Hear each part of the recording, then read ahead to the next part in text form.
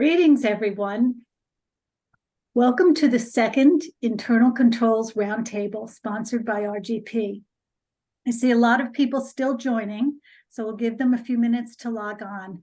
Meanwhile, I'll introduce myself. I'm Mary Turvey. I'm a vice president in the risk and compliance practice of RGP, and I'll be the moderator for today's session.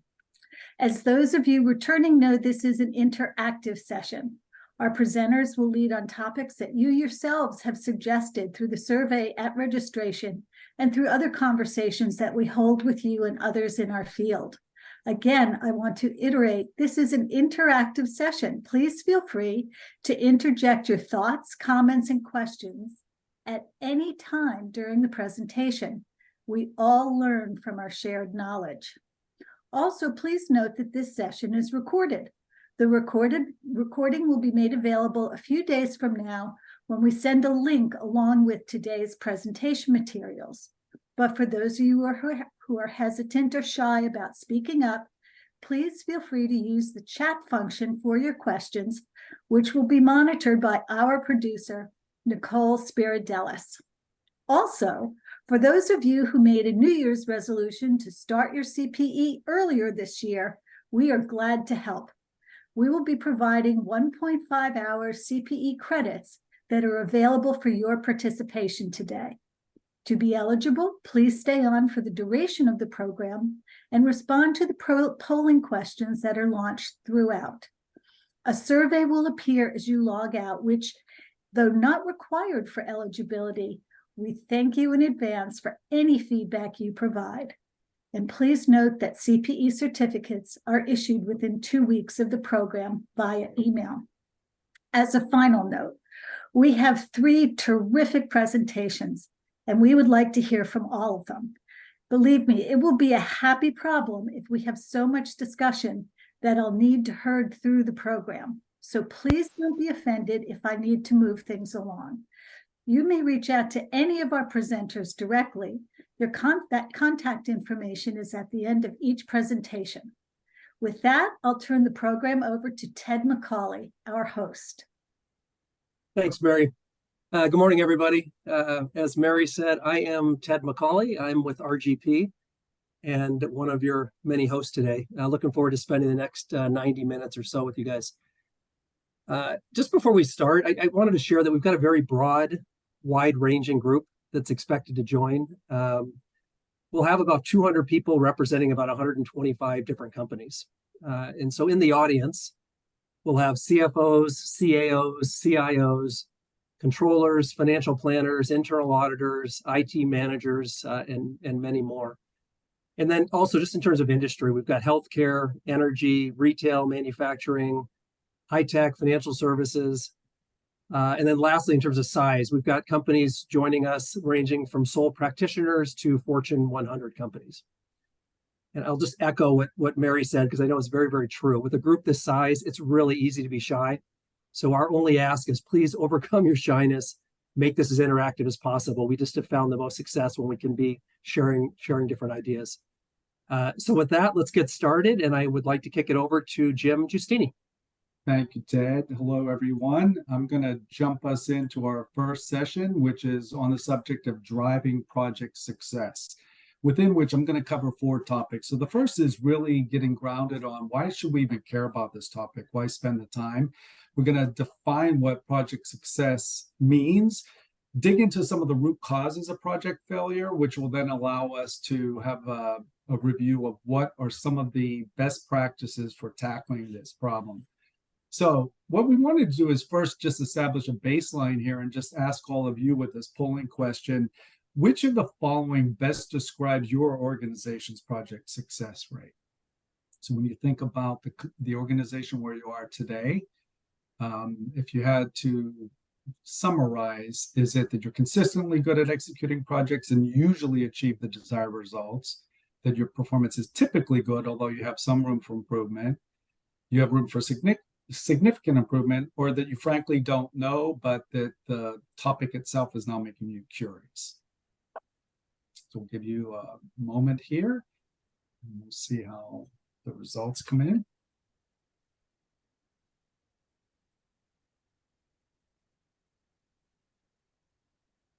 So Nicole, we getting the responses building up here?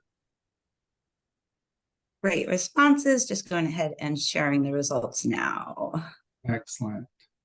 Okay, so it does look like we've got a small group of people that are in the enviable position of being consistently good at executing projects, but the majority is looking like 77% have at least some room for improvement. I'm impressed with the 67%, which are saying that they're typically good at it, but I think there will be something for everybody here as we go through this, that it'll be relevant for everyone here.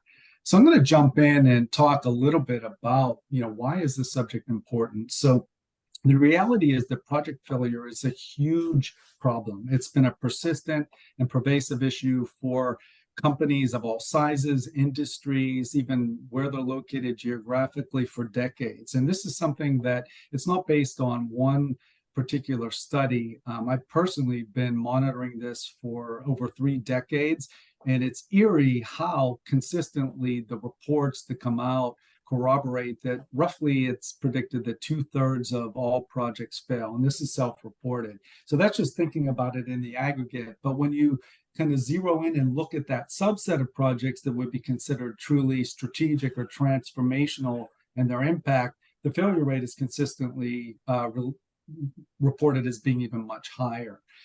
This gets further compounded by kind of a parallel mega trend that's been underway for a while, which many people have discussed. I think in particular, Antonio Nieto Rodriguez does a phenomenal job of really explaining that at the same time, what we have going on is that the very nature of the way that work gets done in large organizations in particular, but really companies of all sizes and types, is through projects. So in other words, while in the past you would have kind of your day job and maybe occasionally get pulled into projects, more and more of the work that actually gets done in terms of day-to-day percentage of effort and attention is through projects. So you've got this proportion which is run this place, and the other is change this place. So the idea here is that since this is going to become more and more critically important, those companies that really do recognize it, intentionally focus on it, and determine that they're going to get good at this will have a decided strategic advantage over others, whereas those that don't really focus on it are going to be more and more challenged. So as we looked at this ourselves as a company, we did some original research at RGP. I'm not going to have time to go into all the details. You will receive these materials, so I encourage you, if you see there's a link that you can click on to get the full research report.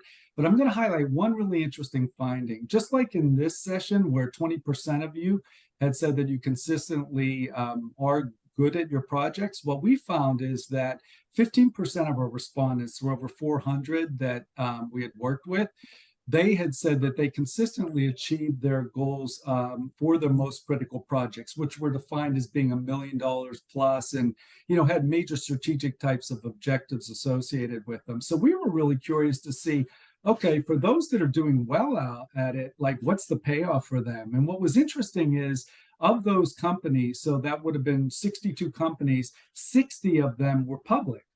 So we were able to have our research firm. It was all anonymous. RGP wasn't able to match up the companies with their self-reported success rate, but our research company was able to go in and look and see how did they perform as companies and if there was any sort of correlation. And we were really surprised to find that was even more than we could have imagined. So for those companies that considered themselves as leaders, where 100% of the critical projects met their goals, an average of 63% increase in the market cap is what they benefited from over a 5-year period. So from 2017 to 2022, the leaders saw really impressive market cap improvement over that period of time, whereas those that were self-reported laggards, in other words, if they themselves felt that less than 50% of their critical projects met their goals, you can see that they actually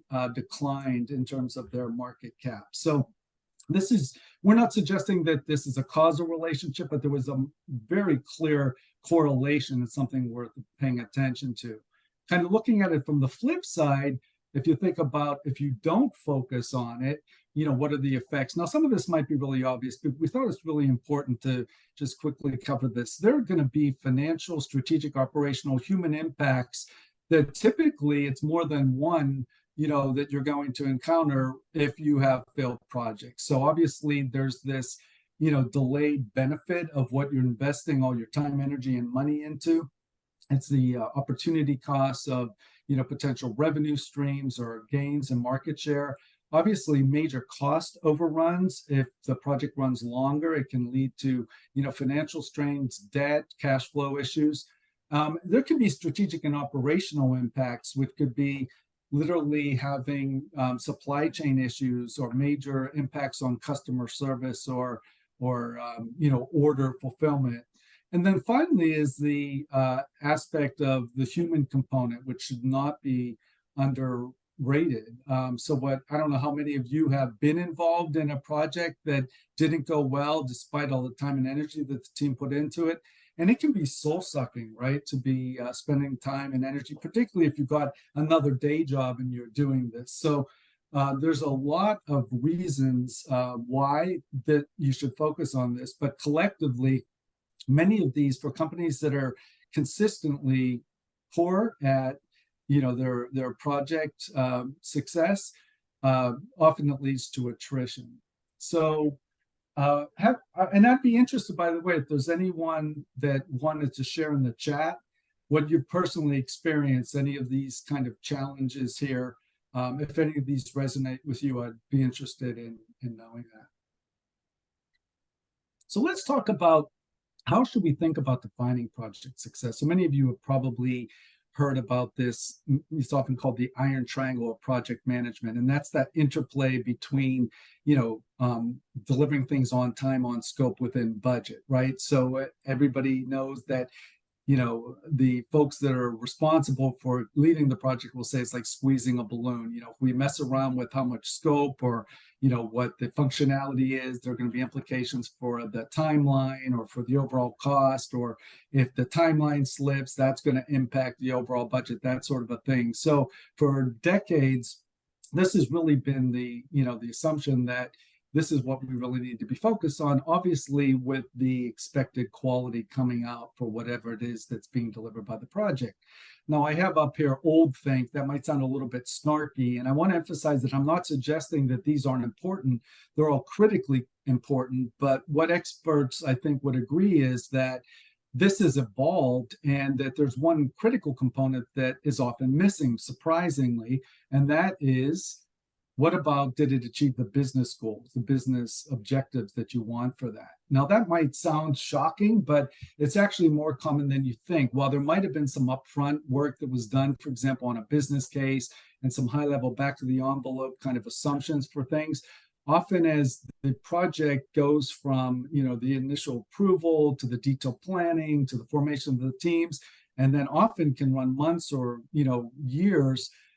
Often along the path, there is something becomes missing in terms of really everybody being aligned and understanding what the business benefit is. Or maybe it's something that is done, where it's according to kind of a timeline that's 18 months, and that although it might have been an appropriate or reasonable business objective at the outset, over time, it becomes less impactful to the organization despite the effort that was put into it. So you might have, for example, something that meets time, scope, budget, and even delivers with quality. Let's say a new software implementation. It's delivered on time, on budget, with all the functionality that was promised, and maybe has no bugs, so it has the quality, but by the time it got delivered, there's no adoption of it because it no longer meets the business needs or whatever. So this is something that we want to emphasize, that this is critically important that gets factored into it. So let's take a look at the root causes of project failure. So this we consider it kind of a top 10 list, but this is really kind of a synthesis of many, many different perspectives and books and views, and really kind of our own team of SME's perspective of decades of experience here. It's not considered exhaustive, but I would say it would represent kind of the 80-20 or even 90-10 rule here, which these are the typical culprits. So you'll see they kind of fall into some patterns. The first few of these have to do with really things around the strategy, the vision, and kind of the executive buy-in, alignment, and leadership around it, right? So, have we really clearly defined what this is headed? Do we have sponsorship that's been involved from the beginning and consistently throughout? Do we have proper stakeholder alignment? Then you get into several of them in the middle that have to do with what I call kind of the blocking and tackling around project management. So have you structured the project appropriately? Do you have the right, really approach for this, whether it's agile or waterfall or some sort of a hybrid approach? Have you picked and selected the right team members? Are they sufficiently, equipped to play the roles that they are on the team? Change management is huge. While we're encouraged that there's a lot of progress that's been made in companies really recognizing the criticality of change management, it's often still too little or too late. Governance and risk management always makes these lists. And then we've got a couple of them that really kind of move from the individual projects to kind of the overall view of the portfolio of all the projects within an enterprise. So really understanding visibility and the status of all the projects and programs, and then ensuring proper integration, sequencing, and alignment with those other projects and within that portfolio. So that takes us to another whole set of challenges, which is when you zoom out and look at the project portfolio level. I'm not going to read all these, but you can see here as we've been working with clients, there's kind of a pattern of the same things we hear all over again. When you look at, when you look across all of your projects and all the departments and business units, how are you doing? Are there patterns? Many companies don't even know how many projects they have underway, let alone how well aligned they are to the corporate strategy, or there's no consistent approach for approval. They have no clue, what their success rate is, and being able to delve into the root causes. And they certainly aren't able to deal with strategic portfolio management at that point. So what we have really been focusing a lot on in the past few years is creating an easy and clear understanding of how companies could start on a journey to reach the desired state that would help them accomplish what they're looking for there. So we've come up with a framework, this integrated holistic framework for driving project success. And you'll see that there's a right side and a left side. So the elements on the right side really are pertaining primarily to the individual project and program level. And those on the left side are really when you zoom out and you're looking at it across the enterprise, what are those aspects or components or core capabilities that would need to be in place? So what's here is not a project plan or a roadmap. This is looking almost considered like a vision board, right? So if you were really an expert organization at consistently executing on projects and deriving the benefit that's intended, this would be descriptions of the capabilities that you would have in place, right? So on the project program level, aligned and committed leadership. You'd be adopting advanced approaches to project and program management. You would have effective change management underway. On the left side of this gets into things that would be turning this into an actual core competency for the company. So for example, continuous skills enhancement. So that could and certainly would include the skills specifically related to project management or change management, but it really should go far beyond that. So for example, if you have the ability to review your portfolio of projects continuously, you would understand what the composite impact is going to be on even the skills that are required in the organization. So if you're looking out, you're saying that the implication of all of these projects when they're up and running means that we're going to have a focus on raising our skill and capability levels in these certain areas. I mean, in our own company, we have been implementing at RGP so many enhancements from a kind of a digital enablement perspective that we did just this, that we recognized that we needed to have a curated program for skills enhancement for people to be more digitally savvy, and that would vary by the roles. The next one is around adaptive project culture. So this point is that if you are really taking this seriously, the idea is that you're actually capturing your progress and lessons learned from the other 5 areas on this Wheel of Fortune, and then you're looking to see and monitoring where are we, have we met our objective, and then what's next from a continuous improvement approach.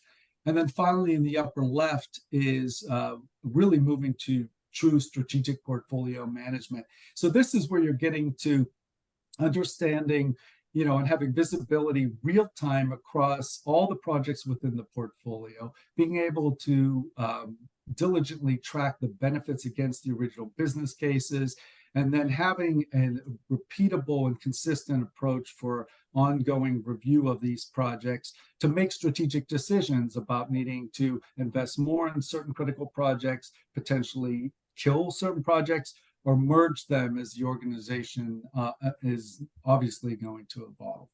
So I am going to ask now for a feedback on these 6 areas. Would be curious to know, of the 6 areas that I just high spotted there, which of these would you feel that in your own organization offer the biggest improvement opportunities? And you can pick more than one. We'll give you a minute here to do that.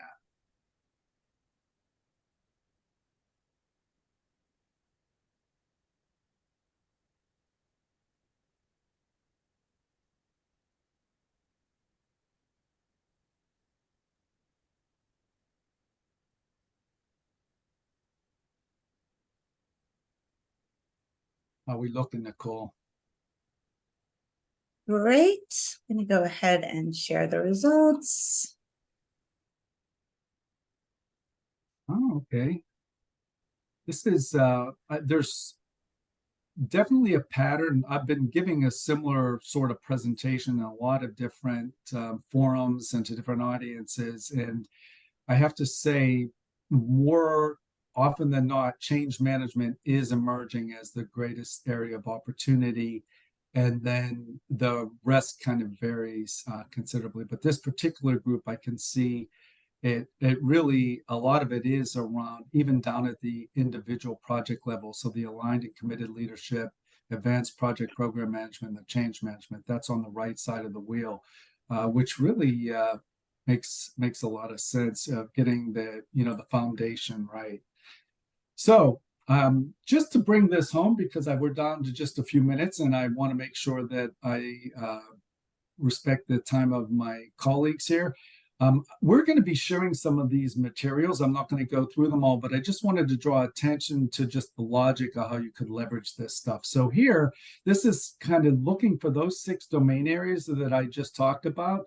There's kind of a logical way that you could work through this, and you can prioritize according to the areas that you think would have the biggest bang for the buck for you. So really, it's kind of defining the desired outcomes and really making the descriptions of what the end state you're trying to achieve for those domain areas would look like for your particular organization. Figure out what the assessment improvement tools are. RGP has lots of those, and we're here to help if you needed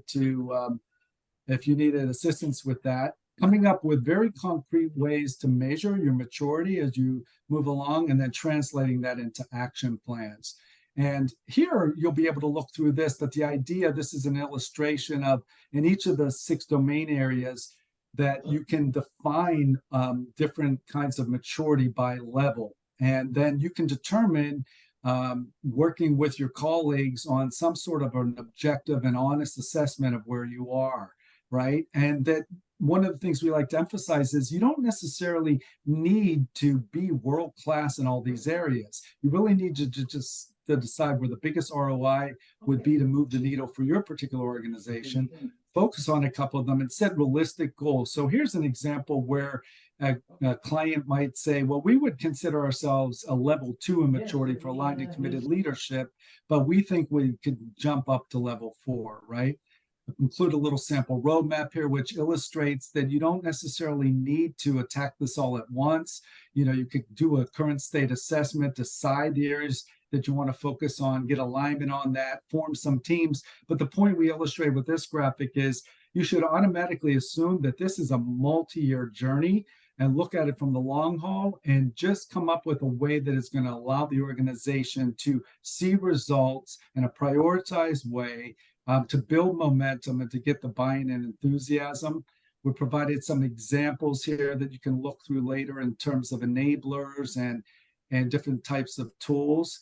And then the last thing I would point you to is if you wanted to go ahead and even do a quickie self-assessment here, there's a link here that you'll see at the bottom of this slide. It's a kind of a resource hub where you could go in, do a quick self-assessment yourself and look at some of the other assets we have. If you have any questions, you could reach out to Ted or myself, and we wish you good luck.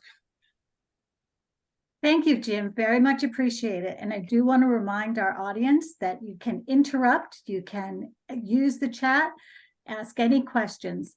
We have our next topic, which Alice-Ann Allen and Augie Doe will be providing on a topic that I know is of on a lot of people's minds just for the inquiries that we get.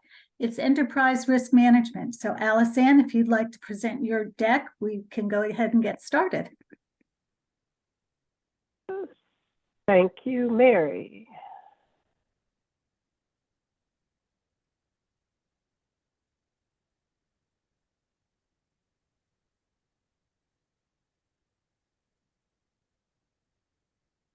Hopefully you are all seeing the screen.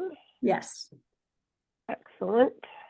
So today on the world of enterprise risk management, my colleague Augustine Doe and I are going to be talking about sort of the journey for your organization and where you are on the roadmap to enterprise risk management.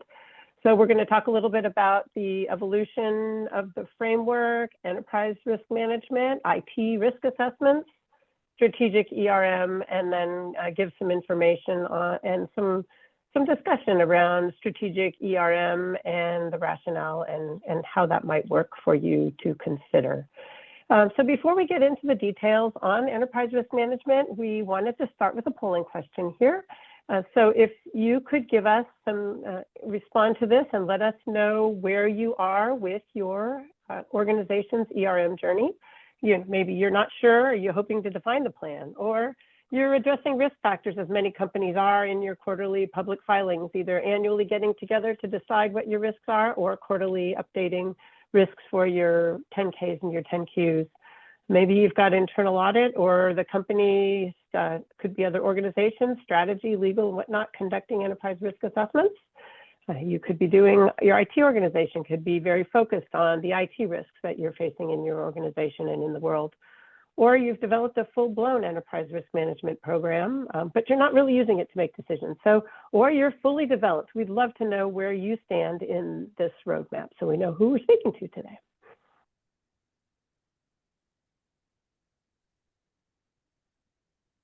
Okay, so we've got over 150 participants today and really great information here.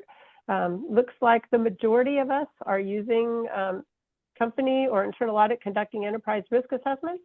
23% indicate you're addressing risk factors in your Ks and Qs, and you're a little more than that. 25%, about the same. A quarter of us are looking at IT risk assessments.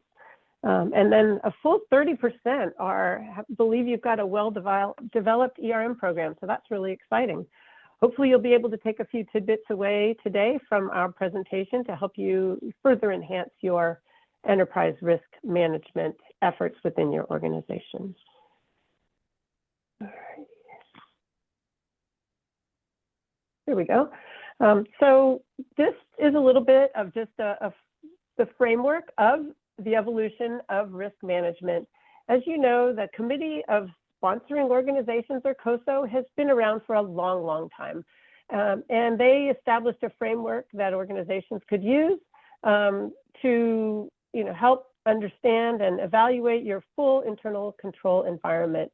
Most companies use the COSO framework, at least US public companies, And you actually have to note that within your 10K, which internal control framework has your company and your organization selected. So the COSO Cube on the left here was the beginning, where COSO, the committee of sponsoring organizations, got together and really gave a broad set of a structure and a hierarchy for recommendations. And you can see here, risk assessment was one slice of the pie. And we think about risk regularly in our daily business activities, for all types of projects and activities. And then also within, of course, your financial filings and what are the risks to material misstatements. As time went on, COSO got together and they decided that we needed to perhaps expand this and really think about risk management is a big area, and there's a lot going on here. There's a lot to consider. So, the various types of risks that we might worry about, various events like who could have predicted a pandemic might have occurred, and that's a big risk that all of our companies have faced over the years. Risk assessment and risk response became more important, and as the COSO Cube expanded and continuing to look at entity level controls and processes and responses, division, business units, and subsidiaries. So as time goes on, the onion gets peeled and it probably gets bigger and it grows and develops as you think and expand around risks, about risk management, about your internal control structure. The framework continued to evolve. And so here you can see that their evolution continues on to a strategic enterprise risk management. Now, this organization and process was funded by 5 big organizations that you all probably have had some affiliation with, at least one or more of them: the American Accounting Association, the AICPA, Financial Execs International, FEI, the Institute of Management Accountants, as well as the Institute of Internal Auditors, or the IIA. Many of you, or at least a few of you, had the opportunity to submit questions and comments and suggestions for what we might discuss today during our presentations. And around enterprise risk management, there's an interest in understanding a little bit about risk appetite and risk tolerance. And so we want to just share a little bit here, because that is integral to thinking about enterprise risk management. The risk appetite would be the level of risk that your organization is willing to accept while pursuing its objectives, and before you decide what actions you might want to take. So it's really what kind of levels of risk you want to take. And as you all know, this varies not only by individual, by organization, by department. When you think about your own personal situation in your financials, if you have an investment advisor, they're always asking you to try to understand what is your individual and personal risk tolerance, how much risk are you willing to take? And then as you get into organizations and organizational planning, you think about what kinds of projects you might want to embark on within the IT organization, or system enhancements and improvements. Risk tolerance has to do with the acceptable deviation from the level that you determine within your risk appetite. So it's how much risk do you want to control. This could be areas like service level standards, variance analysis. If you've got thresholds, like you think about budgets versus actuals and how much risk your organization may be willing to take. Is it acceptable to be within 10% or 20% of your planned budget for the year, or do you have to be absolutely on your budget or below the budget requirements? Putting this together and thinking about risk management and implementing a risk management within your organization, you might do a basic risk assessment where you do the internal risk assessment in coordination with your leadership of your business, perhaps your audit committee and your board, as well as management, and try to get a good understanding of the major strategies of where the business is going, and then understand what are the major risks that might impact your company's ability to achieve the strategic objectives. This type of a risk assessment can be a starting point for development of a very robust enterprise risk management program. It can also be a starting point if you're really just wanting to think about, what are the risk factors that we need to state within our 10K and our 10Q about the risks our organization is facing. Your legal departments often help you think about what are the new and emerging risks that you want to add that could potentially cause an impact to your business. So in terms of working through a basic enterprise risk assessment, you're thinking about the risks for the company, conducting interviews, doing surveys potentially, and then prioritizing these risks, figuring out which ones have maybe the highest likelihood, the highest potential impact, and how prepared is your organization to address these various risks. You think about the risk tolerance as you move along. And then very often organizations will then take those top risks and figure within the top 3 to 5 risks at least, maybe more, validate them, figure out how are we going to measure our ability to deal with this particular risk? What are the metrics here? And then identify your process owners, figure out what your management action plans and document them, and then track towards meeting those strategic objectives to address your risks. IT risk assessment, similarly, you think about the IT specific risks in this area. So you're here focused on the information around the IT systems, processes, controls. How is the IT organization and support meeting the needs of the enterprise? Methodologies, you could use surveys, lots of different data collection tools to gather information on how your IT organization may be doing and where the vision should be. And then naturally, you may be looking at various frameworks around the IT and organization structure, NIST and other frameworks here. Similarly to a basic enterprise risk assessment on the IT side, you're interviewing your personnel and getting good input from stakeholders, understanding what's going on in the industry and the world around you and the market, and really positioning to do your analysis. On the IT risk assessment side, you might have workshops, facilitated sessions, where you're working to try to really do a deeper dive on the various risks and rate your risk scenarios. Again, similarly to the basic risk assessment. Reporting results, you're here just focused specifically around your IT risks and gaps and exposures and prioritize what you believe should be the next steps for your organization. Many of these will require budget activities, budget strategies, initiatives, and whatnot that you would move forth with, and probably implementing some of the tools that Jim spoke about from a project management perspective. You're identifying some of the major projects here that you would then implement when you can. So with this, I'm going to pass the baton to my colleague, Augustine, and he'll talk a little bit more about strategic enterprise risk management. Thank you, Alison. Who's ready to make risk management exciting? So I somehow figure a way to make risk management exciting by telling stories. So Alison was able to walk you guys through what we've been doing in the past in terms of internal audit, leading the risk management of an organization, doing the enterprise risk assessment, and doing all the cool stuff, And then what happened is that, and you're gonna get the story that I'll tell you right now about if you live in the Bay Area, for instance, you live in Berkeley, and you want to go to San Francisco, or anywhere in the Bay Area, but you want to get to San Francisco. Well, there are a lot of bridges that go to San Francisco.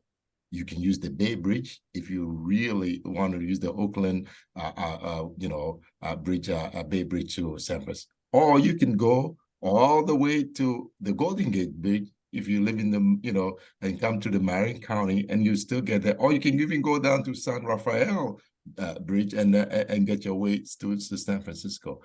Now, the reason I'm telling you this little story is about risk management. And when you think of a bridge getting to San Francisco, we think about it as the pathway to achieving your goals. So your strategies are your bridge that gets you to San Francisco, which is your destination or your goals. So that's the essence of risk management. And COSO, in the beginning, didn't have that in their framework. So as the years went by, they realized that, well, while everybody lives in the Bay Area, the weather, traffic patterns on different bridges change. The weather on the bridge even will be different, the maintenance and all of that. every organization can be in one industry. However, the risk they are exposed to differ because of the positioning they have, in that industry. So every time you think about risk management or enterprise risk management going forward, the COSO has evolved into strategic enterprise risk management. Strategic meaning that the strategies are the bridges that get to your destination, which is your goal. And that way, when now we think about how do we really manage risk or figure out what the risks are for the organization, we start from the strategy of the company. What are the things that are going to prevent you from achieving the strategy of the company? That way, you're not trying to boil the ocean. What's one of our favorite saying?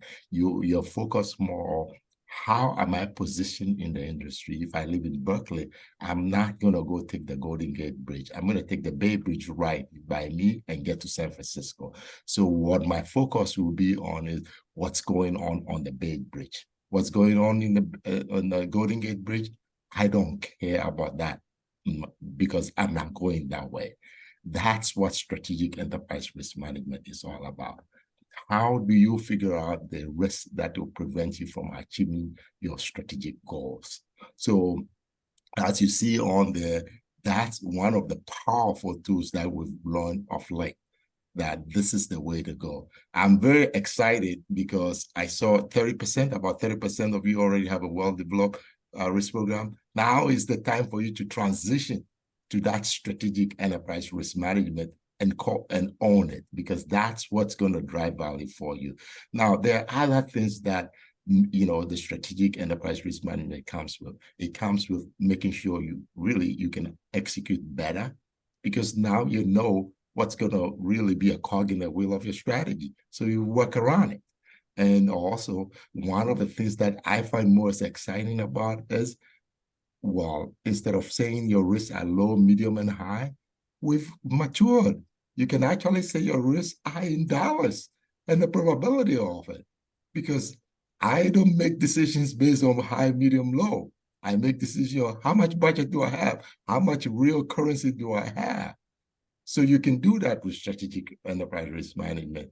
And so you end up with a really improved performance and regulatory compliance. It becomes like just an extra bonus for you. You're able to really understand the regulatory compliance you need to achieve to make sure that you're not rallying far off any road. So next slide, please. So when you go to the next slide, you're going to find that some of the benefits that you experience is when you really implement or transform your current ERM to a strategic ERM. Oh, it's a whole different world. You are not chasing all the risks in your industry anymore. You're only chasing those that are really material to you.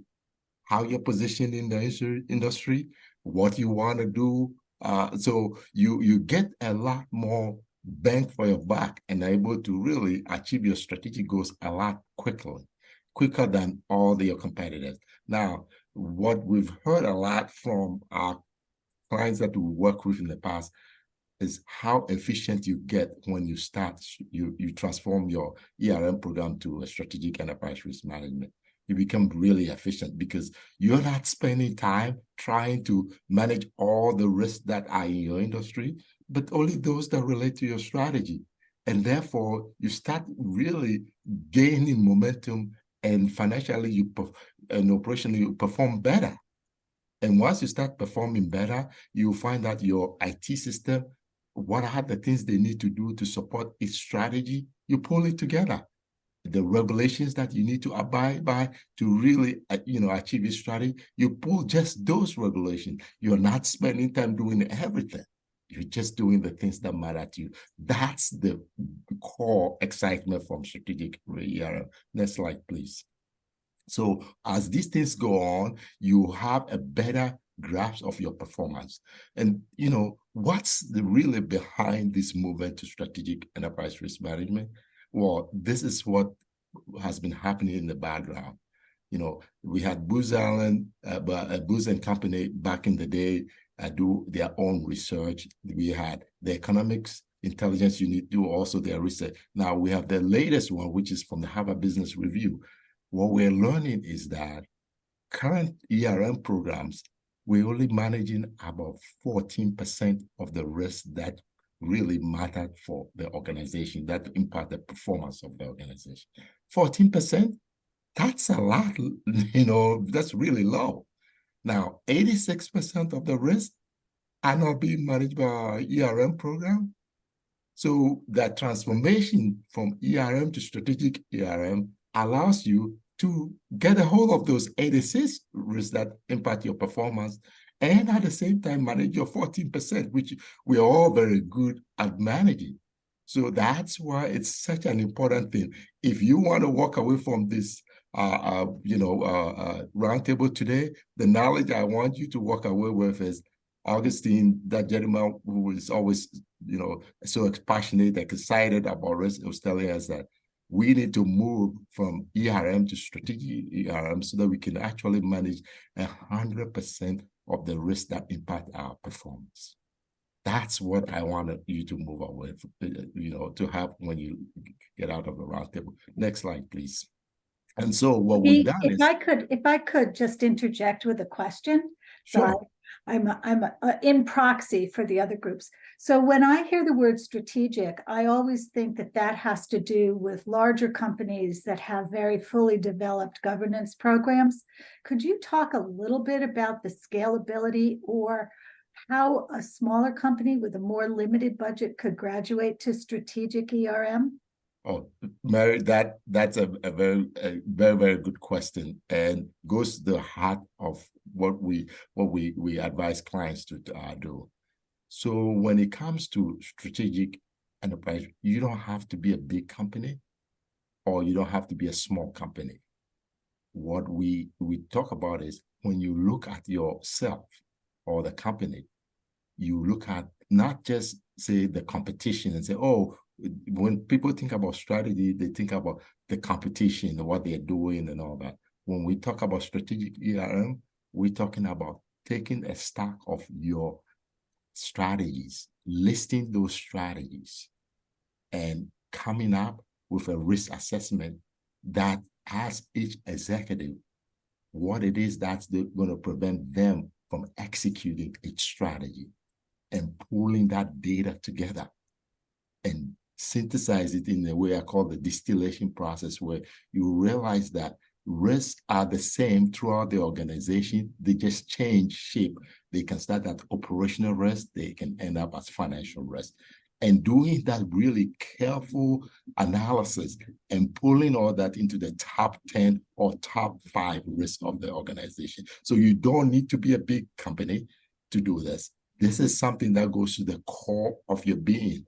And once you do that, you create these pathways that everybody in the company is now put on notice, on the same page about what our challenges are for each strategy. Thank you very much, Augie. Appreciate that interjection. We can continue now. Yeah. So when you look at one of the things that we've seen out there, which I find to be exciting all the time, is we all say we have a great enterprise risk management program. Well, how do you know?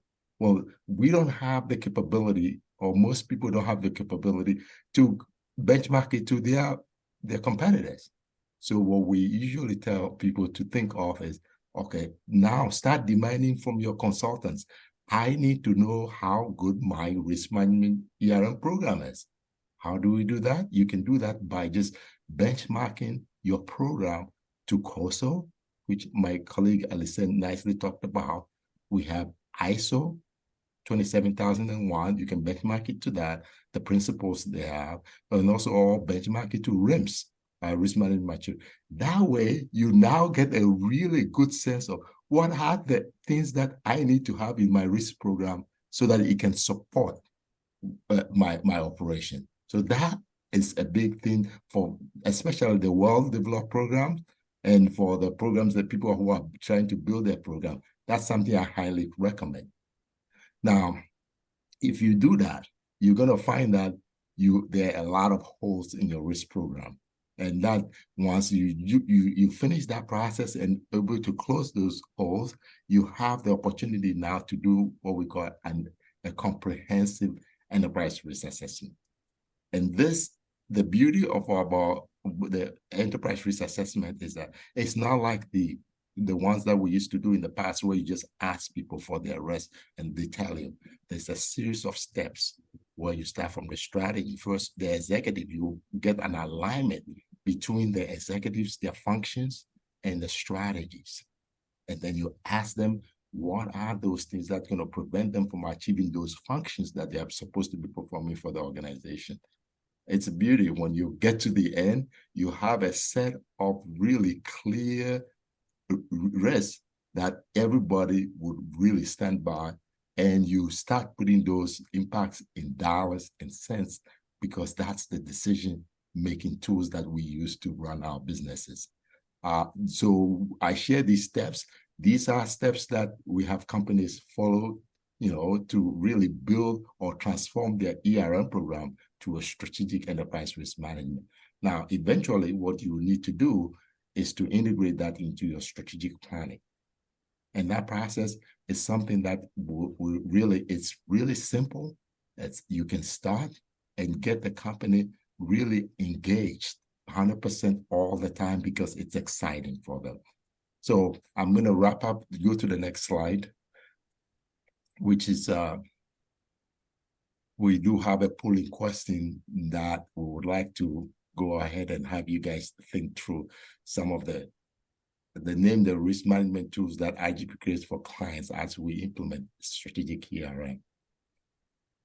Please go ahead and input your responses.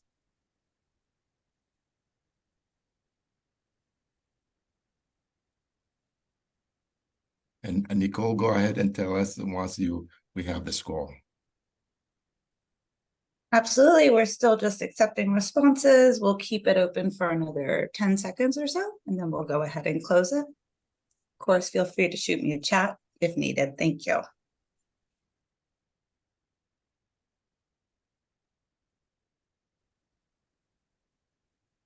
One thing, Augie, as we're waiting, is we do need to move on to the next presenter. So I'm hoping that we're coming to the conclusion of your. Okay, great. Thanks. Well, it's quite clear that, the folks on the roundtable today really get it, all of the above. And these tools, they come in various shapes. You can do them. There's no prescriptive way of doing them, but it helps govern your execution for you. So I'm going to pause here and have Mary is going to talk to you a little bit about what we call ServiceNow for those. No, Augie, I'm sorry. We did not put that in, but thank you. Okay. Anyway, so I really appreciate you, Augie. It was a very good conversation, and Alisanne, as always, a great delivery. I still want to encourage anyone from the audience to interrupt the way I did, and feel free to ask questions. We have our next presenter, Terry Peters. He's going to be giving a discussion on digital transformation, which is something that is also very high on everyone's mind. Terry, why don't you join and introduce yourself, and let's proceed. Sure thing. Let me get my screen shared here. Everyone able to see that okay? Yes. All right, great. Hey, everyone. I'm Terry Peters. I'm the strategy director at a subsidiary of RGP called Veracity Consulting. And I'm going to close out the presentation with a topic around internal controls that maybe you haven't considered or thought about yet, but in our experience and our background working with clients actually is extremely important. And so we're going to touch on human-centered design and thinking about how designing for use and user acceptance can drive success for internal controls adoption, especially in the sort of the digital transformation landscape. A couple of things kind of to set the stage. I think we all know that digital transformation is extremely important, and you really, without adopting it, you risk getting left behind. But a couple of top line things to just sort of note, some estimates are saying that $3.4 trillion or more are going to be spent worldwide on digital transformation by the end of next year or 2026. And that this process involves leveraging technology to fundamentally change how businesses operate, deliver value, and stay competitive in what we're calling the modern era. Embracing these changes, is more than just staying afloat or staying ahead. It's needed for maintaining viability, and I think that it's super important for us to sort of level set that digital transformation is not just adopting new technologies or chasing a shiny object or a new tool, for controls remediation, for risk management, or what have you. But what it is changing your mindset, your culture, and your processes to be more digitally focused and to move more fluidly and rapidly.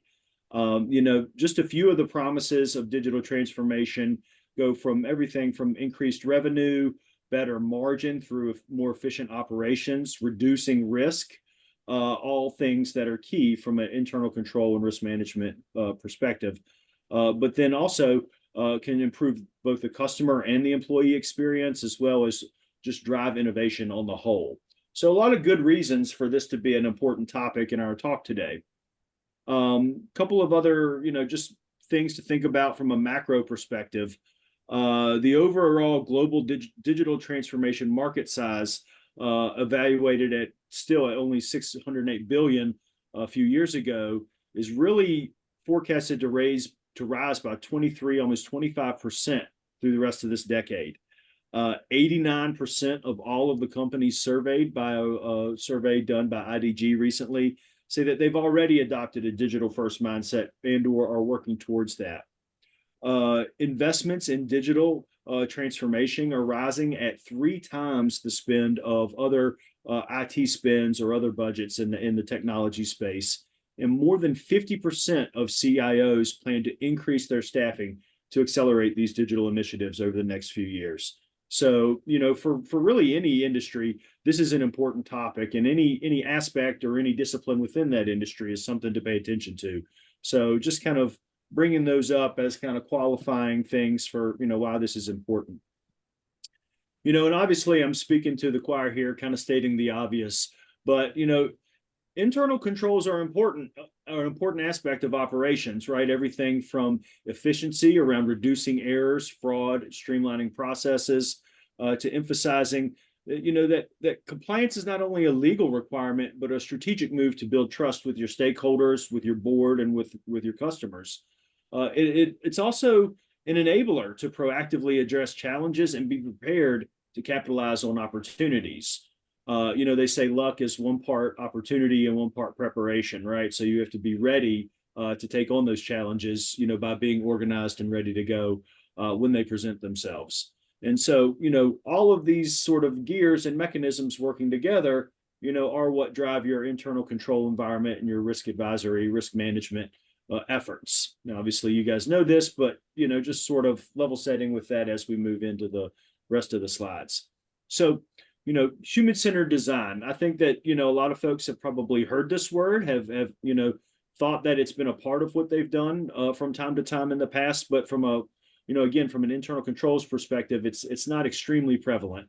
So just a couple baseline things on that. Really, the purpose and what we're driving to do with human-centered design is to increase understandability, usability, and accessibility of tools.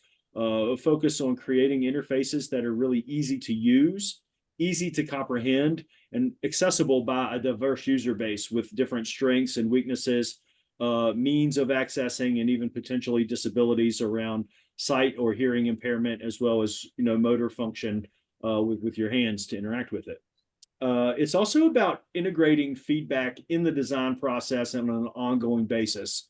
Simply put, just ask. Ask the users what works, what doesn't work, how things are going, and what could be improved. Be ready to hear those hard truths and to act upon them to make improvements around that control structure and the means in which people interact with it.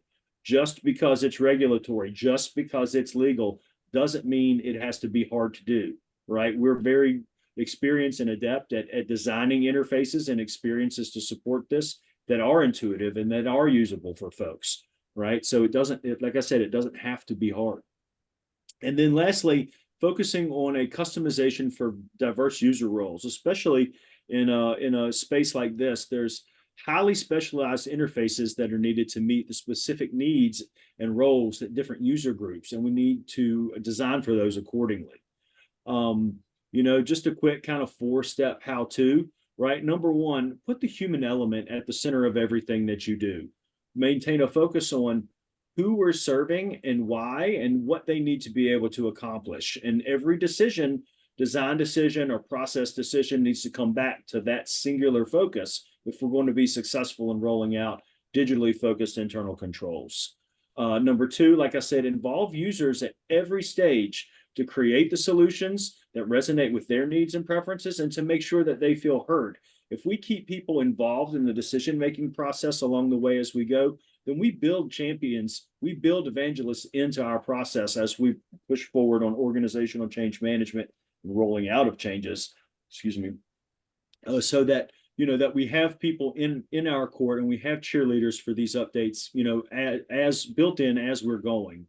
We want to, thirdly, align user behavior seamlessly with the experiences needed based on our understanding of how users interact with these interfaces in the technology on a day-to-day basis. What's the context of their use? Are they in a rush? Are they sitting at their desk? Are they at a kiosk? Any number of different things that we can be thinking about to enable folks to do the inputs and to fulfill the requirements from a regulatory perspective. And lastly, in line with getting feedback is create prototypes, things that people can interact with, give them a chance to touch it, feel it, and understand and give feedback so that we can validate the assumptions we've made and ensure that our final product actually meets their needs. My sort of remark, or the way I describe it, is it's much easier to make 100 1-degree corrections than one 100-degree correction at the end. And so if we can stay laser focused on who we're serving and how we're building out a control environment for folks, it's much easier to be successful and much less painful in that rollout process. And, as everyone has mentioned, please feel free to speak up, raise your hand, let me know if there's a question, happy to address it, and even a comment.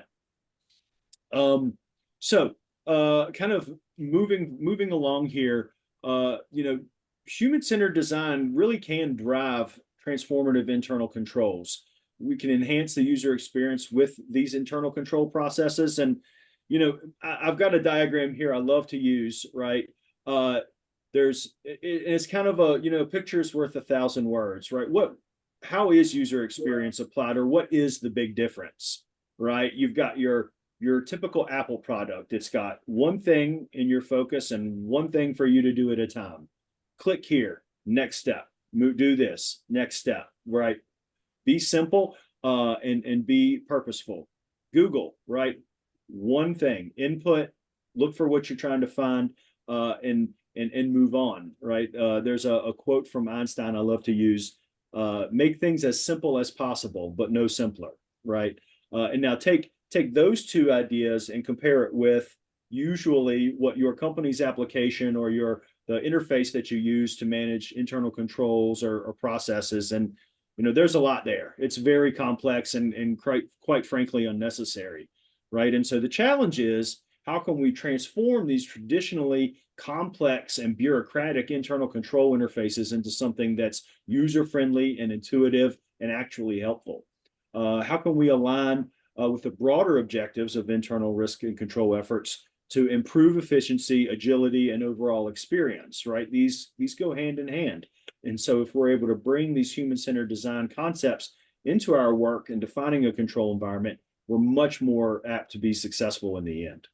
And then lastly, overall, we can improve employee engagement as employees find it easier and more enjoyable to perform those control-related tasks, right? So if we make this easy, we make this less painful, it's much more likely that people are going to actually do the work and fulfill the requirement in a meaningful way. So just a couple of examples there that kind of highlight the difference that could be made, or the proof in the pudding, so to speak. So we'll take a minute. I've been talking really fast here, but just take a minute quickly to do a pulse check question. What is the primary, based on what we've talked about, what is the primary focus for human-centered design in the context of digital transformation for internal controls? Is it simply technology implementation? Is it to focus on end user needs, behaviors, and preferences? Is it for regulatory compliance only, or in order to support management decisions? See a lot of answers coming in. I think, strictly speaking, B is the correct answer, right? End user needs and behaviors and preferences.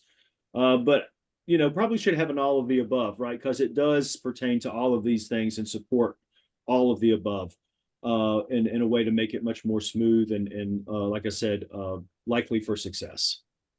So thanks for your input there. Definitely folks aligning with the messaging here. So if there's no other comments, we'll move on. All right, so how do we drive adoption with human-centered design for supporting internal controls? Like I said, intuitive interfaces improve user acceptance. If people find it easy to use and navigate, that fosters a higher acceptance and an overall increase in compliance. We're able, with simple interfaces and intuitive design, will reduce errors and the accuracy of the inputs will be increased. Less fat fingering, less double entry, less accidents. And so when we can simplify processes, reduce the cognitive load, right? The things that I have to hold in my head versus the things that are presented to me on the screen, we can provide much more clear instructions and ensure that processes are executed correctly and hopefully prevent failures and follow-ups and remediation efforts down the road. Lastly, with this type of approach, we're able to increase visibility and monitoring capabilities, right, which supports management decisions. Clear and easily understandable information helps the people doing the controls, executing, as well as the people monitoring progress and the management team that needs to follow up. So if we have real-time data supported by these digital interfaces available, we can make much faster, much more quick, sorry, I said faster, much more well-informed decisions and based on the actual inputs and the results of the controls that are being performed on a day-to-day basis. So a couple of benefits there. Excuse me, I got a frog in my throat here. Wanted to also share a couple of quick real-world examples, case studies, if you will, of how my team and our partnership at RGP has really improved this environment, with our clients in different aspects. So the first here is actually a Fortune 500 global technology company. You definitely have used their software on a daily basis ever since you first used a computer. But they're faced with growing complexities around maintaining compliance and controls within their financial operations. As you can imagine, a massive global organization with all kinds of different regulations and things to comply with, different rules that they have to follow in different markets and localities. We were able to apply our human-centered design approach around understanding all of the different user types, the personas and groups that are accessing these controls, executing them, and reporting on them, understanding and empathizing with the pain points and the friction that they experience, and asking the question simply, how might we make it easier for you? As a result of that, we were able to foster a culture where adherence to compliance became more effortless and intuitive. Simply, it just works, as Apple says. We were able to develop robust user profiles through collaborative workshops, diary studies, observation of their day-to-day work, and immersive workshops we call design thinking exercises to really map out the process through each control and each step that they took, so that we could sort of level up those troughs or those friction points and capitalize on the highlights and the peak moments that really supported it. Based on that, we were able to identify opportunities for improvement and provide an actionable strategy for this organization that streamlined and optimized the overall compliance process. We're still working with them on the implementation and working through that, but it's been a great partnership, and just a little bit of a highlight on how we made an impact at a great large organization. Real quick, one other case study, one of the largest banking institutions in the United States, preeminent global financial services offering, they were having a really hard time with supporting their partners in the field with access to IT controls, IT service management, and following up on issues that they found. And what we were able to do is, like I said, apply those design thinking, human-centered design methodologies that I outlined from the previous slide, and really reduce the complexity and the number of things that people needed to look through in order to find the resolution for the problem that they were experiencing or the control that they needed to support. We were able to reduce it from over 30,000 different catalog items and things that you needed to look through to 57 to really streamline that. So you can imagine the difference between trying to hunt through 30,000 different records or pieces of help content to down to less than 60 to really drive home the simplicity and the point of view of exactly what is needed, no more, no less. This has been a great partnership as well. We're continuing to work with them on an ongoing basis, and really moving into now we're supporting a lot of things around their configuration management database and the controls around the IT and application asset discovery process, in addition to some of their process and internal controls. So really impactful partnership there. Okay. Move forward. All right, so a couple of ideas. So what do we do from here? How can we take some of this advice and implement it in our day-to-day lives, day-to-day work? Aside from calling me and asking for help, and we can do a great project. A couple of things that you might just take advantage of or start to do would incorporate regular feedback sessions into either your design work or just ongoing operations.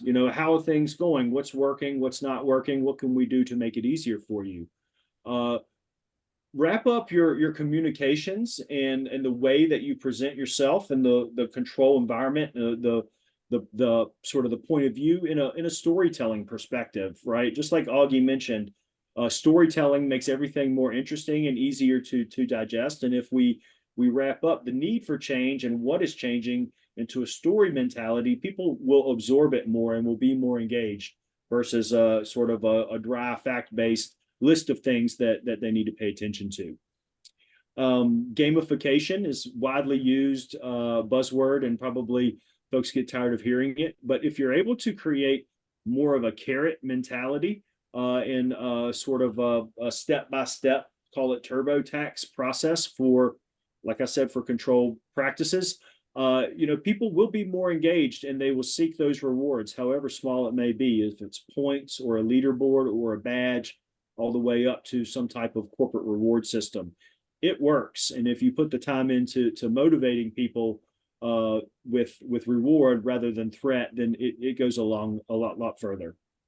I mentioned persona-based design earlier with both of our clients, essentially thinking through who is going to be using this system and why, and designing to those needs in that context of use goes a long way in increasing adoption and satisfaction. Nothing can be done in a silo, right? So cross-functional workshops are vital for bringing people together and thinking through all of the different perspectives that matter and coming to a solution that works for everyone. Adaptive training is also important, right?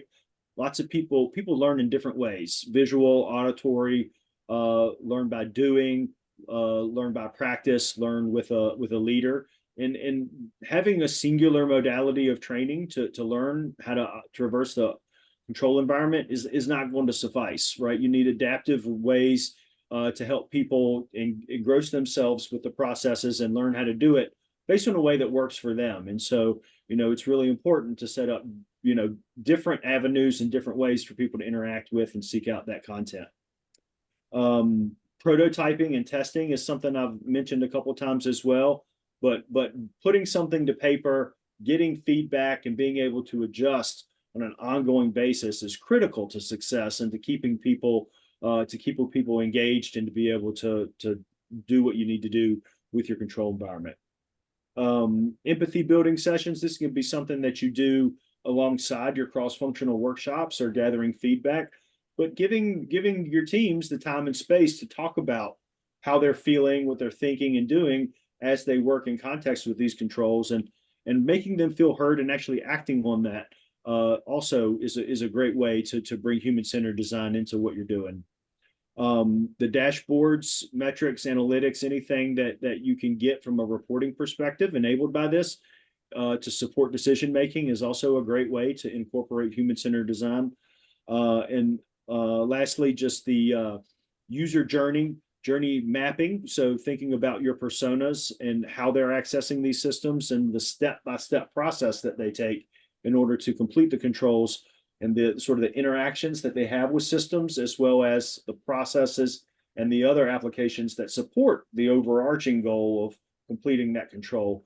Wrapping that all up into a singular map and using it for analysis to determine where we can make improvements or what we can do better is the industry standard and really the best way to create a system of controls that's usable and engaging for folks to do on a daily basis.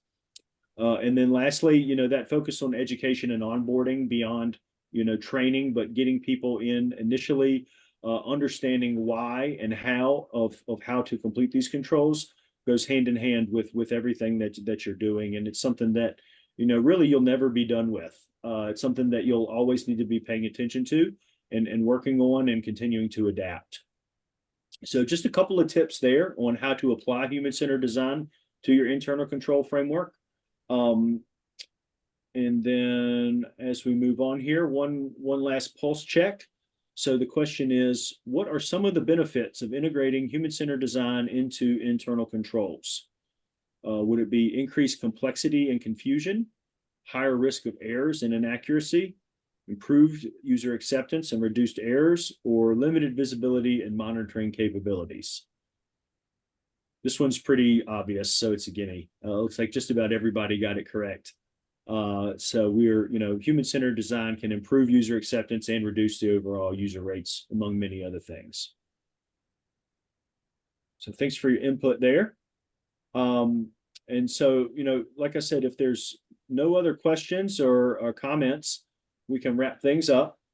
So the success of internal control transformation is intricately linked to the adoption of human-centered design principles. By adopting a continuous improvement mindset and encouraging a culture of iteration, you can just instill that it's not a one-time effort, but an ongoing process of refinement. You can foster user engagement by outlining strategies to keep users engaged in the evolution of your internal control systems. You can drive strategic alignment by integrating human-centered thinking into your strategic planning process. And you can make sure that your overall control environment is sustainable by addressing user needs and adapting to evolving requirements to ensure that your internal control system is scalable, capable of adapting to future changes in technology, regulations, and/or organizational growth. So hopefully you found that to be somewhat interesting and helpful. That's all that I have. So happy to turn it back over to Mary and team to close us out. Great. Thank you very much, Terry. I just wanted to check in with you. We've heard a lot today about strategies and how they integrate with our overall plan. What would you say is one of the things that best helps integrate strategy into digital transformation? And I know I'm catching you off guard here, but if you could perhaps, address the role of strategy. And again, as we spoke earlier, how does that fit in with maybe smaller companies up to larger companies?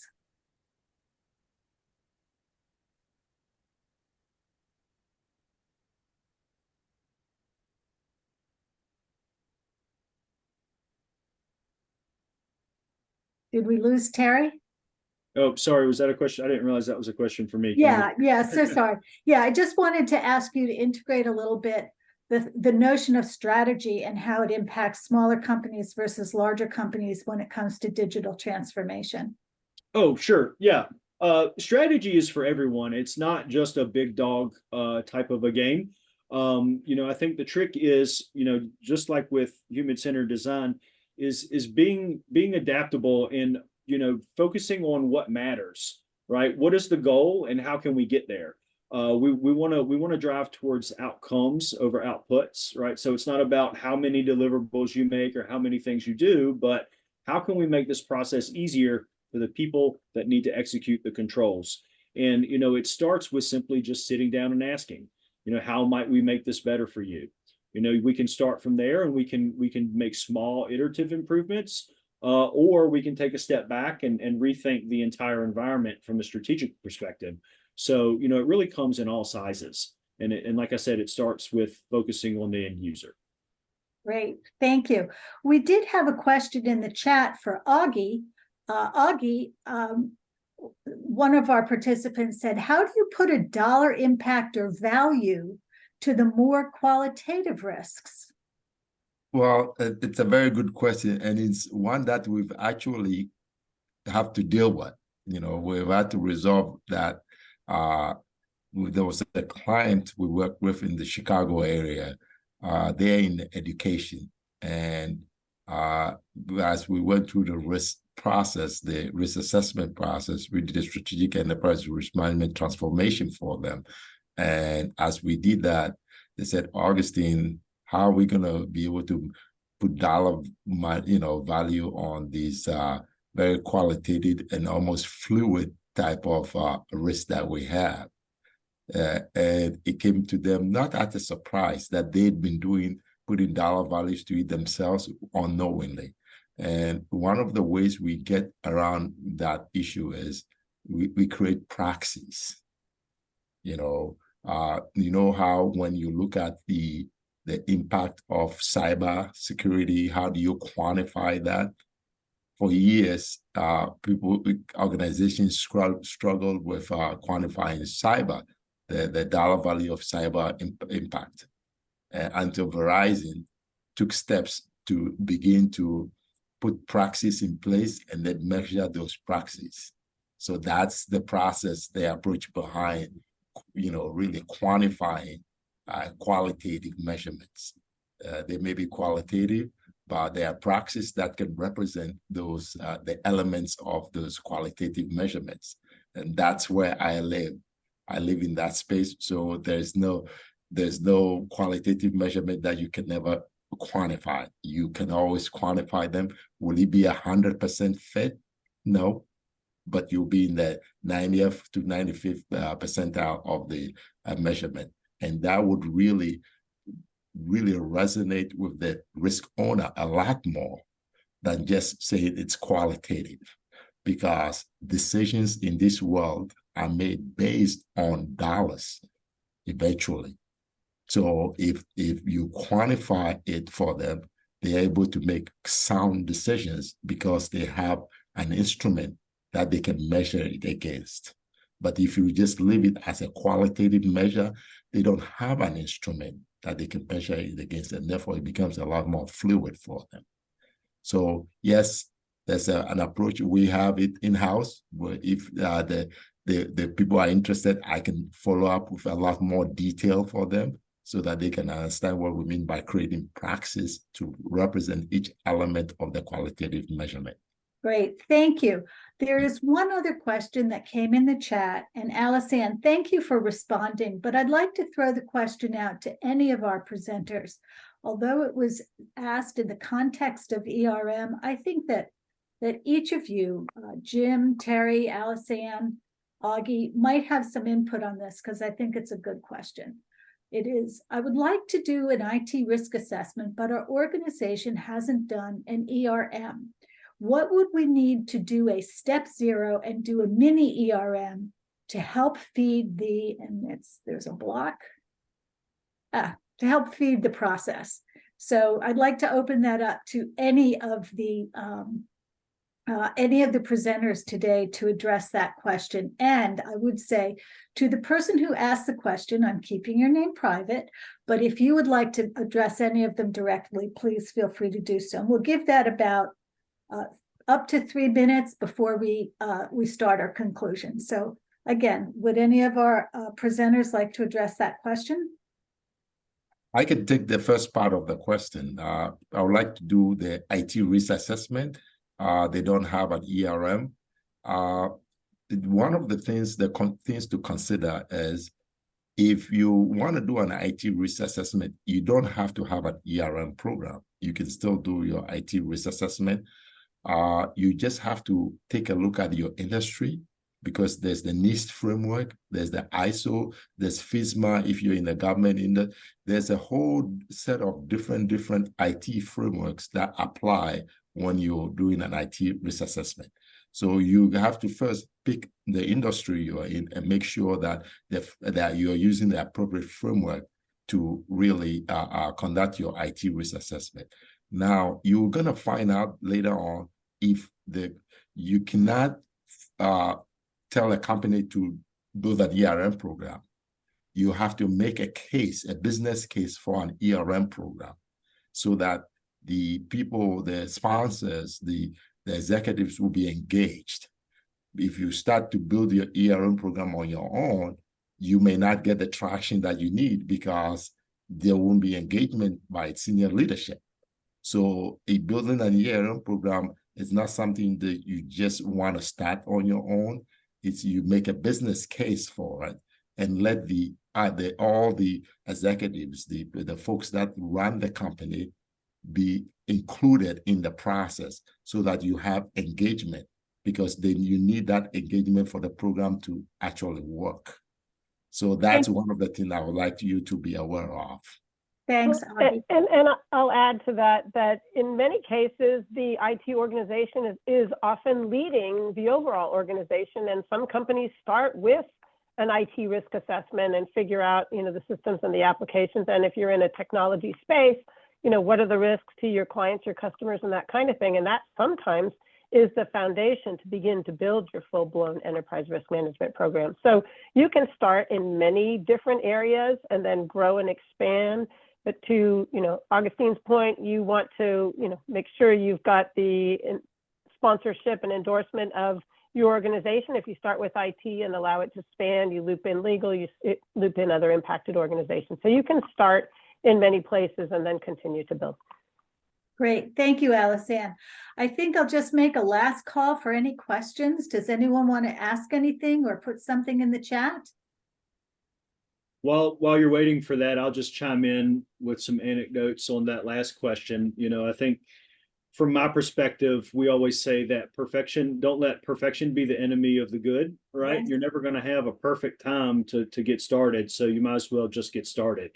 And the journey of 1,000 miles starts with the first step, right? So just get going. Whatever you have the opportunity to engage with or to affect, just start and go from there. Great. It wasn't until that phrase was on Billions about perfection is the enemy of good that I first heard it, and now I hear it all the time. I love it. Great. So with that, I think I'll throw it over to Ted for a few closing remarks. Yeah, thank you. I just saw one question. Are we sending the deck out to everybody? Was the question I just read. Yes, we will be sending the slides out together with a link to the recording. Awesome. Thank you. I'll be short and sweet. Thank you, everybody, for coming. We know how busy you are, so appreciate the time. And just as an aside, and we want to keep doing these, if there's other topics that you'd like a deeper dive on, or even if there's something that we talked about today, if you'd want to get a little deeper, we can create and set up a specialized, more intimate session. Happy to do that. And also open, this is for you guys. So if there's other topics that really get you excited and you're looking for more CP credits on a quarterly basis, just shoot us a message. You might as well be interested in what we're sharing with you guys. So thank you, everybody. Appreciate it. Thanks to the presenters. Have a great week. Thanks again. Bye, everyone.